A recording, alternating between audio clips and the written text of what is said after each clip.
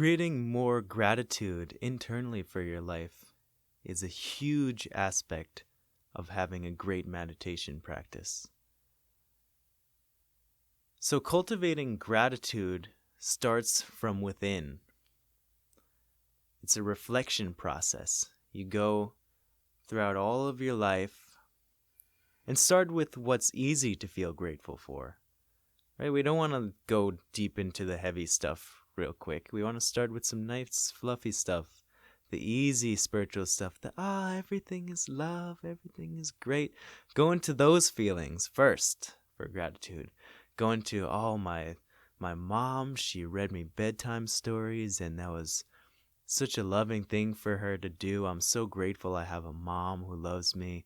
I was so happy when my dad played sports with me or whatever. And obviously those are moments that apply to certain people, but there's a moments that apply to you specifically, and I want you to focus on those first, right? So we're focusing first on what's easy to love. Think about that trip you took into nature, that vacation or that road trip that was just blew your mind and you're having so much fun with friends and family. Remember that really delicious meal you had where you went out and just really splurged and got a really nice meal. That day on the beach where you just totally relaxed, everything was great. And keynote here being focus on what's easy to be grateful for first. And then we could go into, all right, now we're going to a little bit more challenging part, but here's where the overwhelming bliss factor comes in for gratitude. If you can feel grateful for your tough lessons in life, you are winning in the meditation realm if that's possible. If you can feel like, oh, hey, my dad or my mom or even that random person on the street or my brother or whoever it is, they yelled at you, they made you feel like so bad. What did you learn from it? Are you stronger because of it? Have you rose up because of it? Can you rise up because of it? And here's where you start to really feel grateful for your life is when you start to look at the most challenging moments in your life, the toughest moments of your life, the saddest, the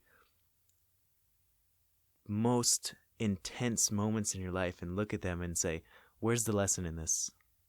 Detach yourself from the idea that you are a victim. You are not a victim.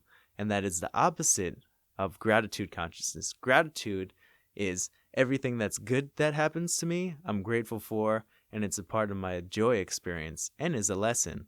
And everything that I perceive as bad that happens to me is a learning experience. And I'm grateful for the learning experience because that's how we grow, right? The trees outside grow from the shit from the birds, from the squirrels, from us.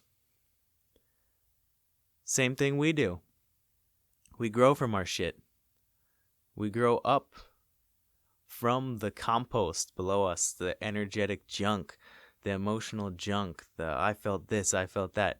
And I'm sure you could find moments in your life where you had an experience of, oh, so depressed or, oh, so angry, and it inspired something greater in you and pushed you forward. And this is what we can be grateful for. And this is how we can develop a deeper sense of gratitude in our lives.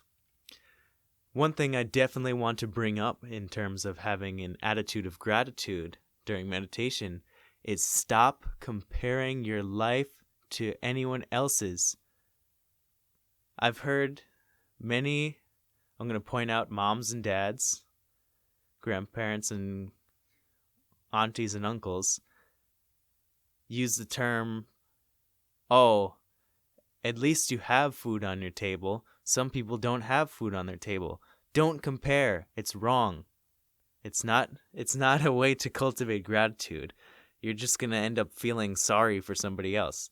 And those people who don't have food on their plate, they don't want your pity. They don't want you to feel bad for them. They want you to help them out. They want you to genuinely feel grateful for their presence and meet them in love, meet them in compassion. And that's why we abandon the victimhood consciousness here and now. Because when somebody says, oh, people in this country don't have food and you do, you should feel grateful. That's pity consciousness. That's not gratitude. That's comparing, oh, that person's life is worse than mine, so I'm therefore better and I should be grateful. That is complete garbage. Throw that out of your dictionary, your vocabulary, your thesaurus, your mental library. Throw it out. You are now embracing, through meditation, true gratitude. True gratitude doesn't look externally for validation, doesn't look externally for all these gifts of emotion we're feeling, looks internally. We're sensing everything internally.